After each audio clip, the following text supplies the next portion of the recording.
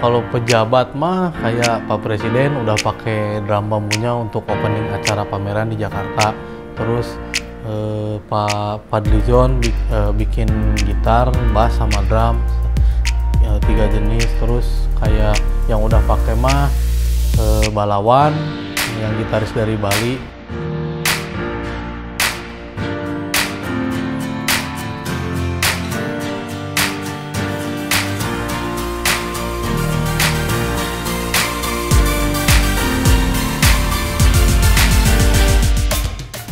Saya Hafid Fadila, terus umur saya 28 tahun. Di Indonesia Bambu Community saya dipercayai sebagai wakil ketua Indonesia Bambu Community. Jadi kalau Indonesia Bambu Community itu berdiri pada 30 April tahun 2011.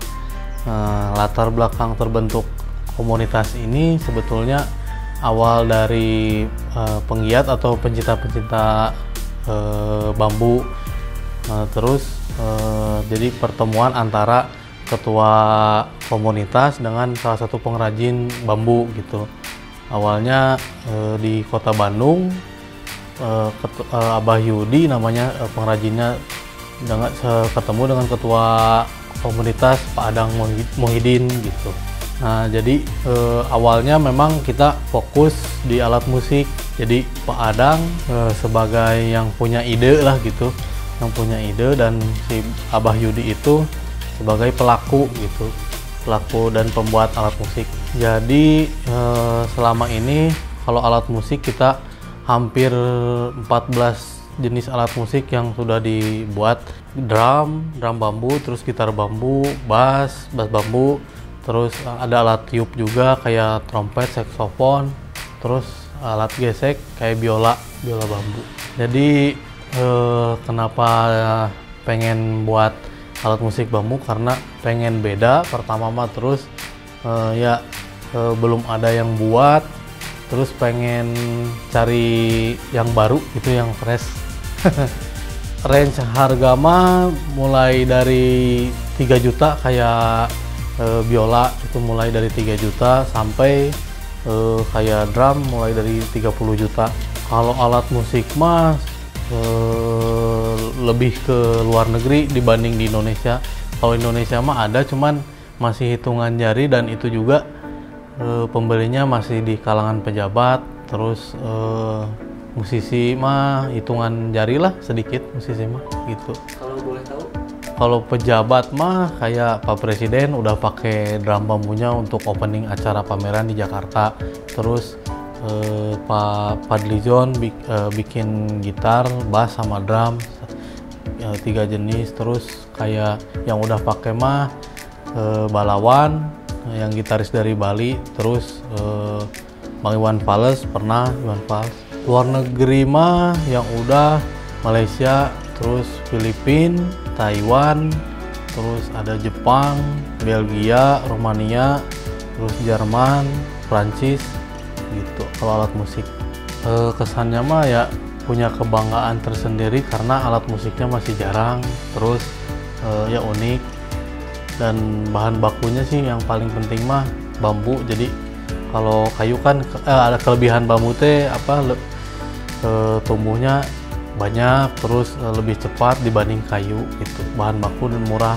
Pertama tahun kemarin mulai pandemi teh sebetulnya mah sangat berpengaruh lah bagi UMKM. Terus pengrajin kayak kita mah dari omset terus order pasti kurang pisan lah gitu, kurang banget. Makanya kan sekarang alat musik mah lebih dikurangi produksinya dibanding tumbler. Jadi bahan-bahan baku sisa-sisa dari alat musik itu tuh sekarang mah dimanfaatin bikin tumbler terus sama jam tangan gitu. Idenya mah karena banyak bahan yang kurang banyak banyak limbah yang nggak terpakai gitu, pengen dimanfaatin. Terus sekarang mah kan banyak penjual kopi, terus ya banyak yang sekarang mah neng-teng botol plastik lah gitu. Sekarang mah pakai bambu gitu ayeuna mah. Nah, jadi tumbler ini teh sebetulnya mah untuk harga bahan baku terus modalnya lah gitu sangat-sangat terjangkau, murah lah gitu. Untuk misalkan bahan baku si tumbler stainlessnya paling kisaran 20.000 sampai 25.000-an. Terus bambunya mah paling seberapa ini mah, satu batang aja bisa 10.000 atau 8.000 atau 10.000, tapi terpakai cuman satu ruas gitu. Sedangkan bambu kan satu batang sekitar 6 meter lah gitu, bisa jadi beberapa bahan tumbler gitu. Bahan baku mah murah, terus harga jual kita mulai dari 150.000. Sebetulnya mah kita kesulitannya mah lebih di SDM, terus pemilihan bahan baku, terus penjualan juga sama, karena kan tadinya ngejual alat musik terus sekarang tumbler, jadi mungkin harus banyak promosi atau pengenalan lagi ke masyarakat teh gitu. Sementara mah ya kita jualnya online gitu, karena kan selain online paling kita mau penjualan di pameran, terus ya di workshop sendiri gitu. Kalau harga satu piece tumbler mulai dari 150.000, kalau yang ini mah 180.000 karena beda, ada tali gitu kan. Terus ini ada temperatur suhunya di dalam gitu. Untuk ngecek suhu air itu hampir sama harganya kayak yang tali gitu.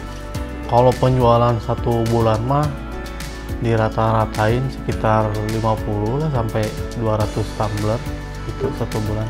Paling kalau misalkan nggak pemerintah, terus swasta juga ada perusahaan-perusahaan gitu. Alhamdulillah kalau misalkan bahan bambu mah gampang, cuman sulitnya teh karena basah gitu bambu teh, jadi harus dikeringin dulu gitu. Jadi misalkan produksi harus H- seminggu si bambunya teh, usianya teh H- seminggu baru bisa di proses gitu, diproduksi. Kalau misalkan jenis bambu untuk tumbler mah kita pakai bambu ater sama bambu apus gitu, tali yang sering dipakai. Yang paling sering mah kayak di Jakarta terus sama Bali yang paling banyak, terus continue order gitu.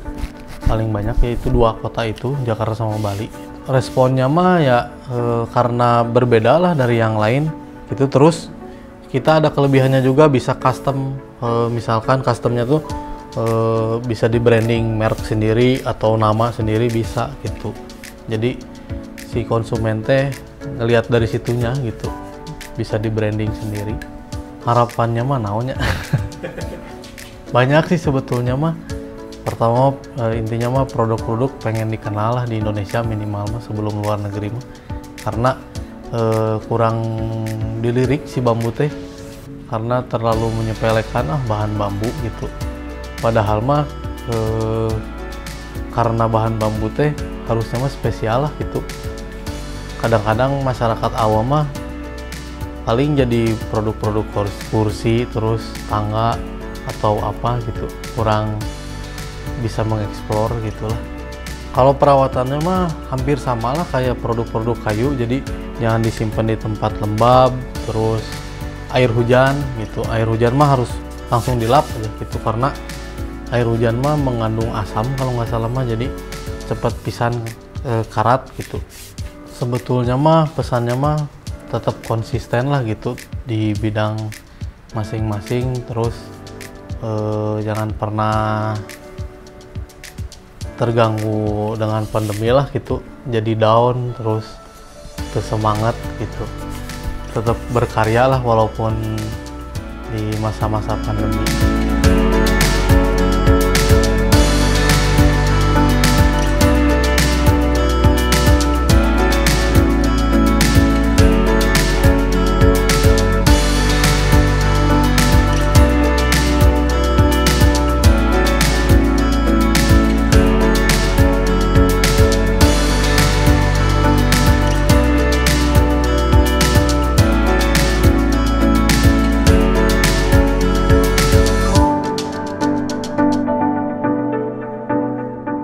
Mudah-mudahan yang saya share ini bermanfaat bagi pengrajin atau pelaku usaha lainnya, dan jangan lupa share, like, dan subscribe YouTube Tanpa Batas.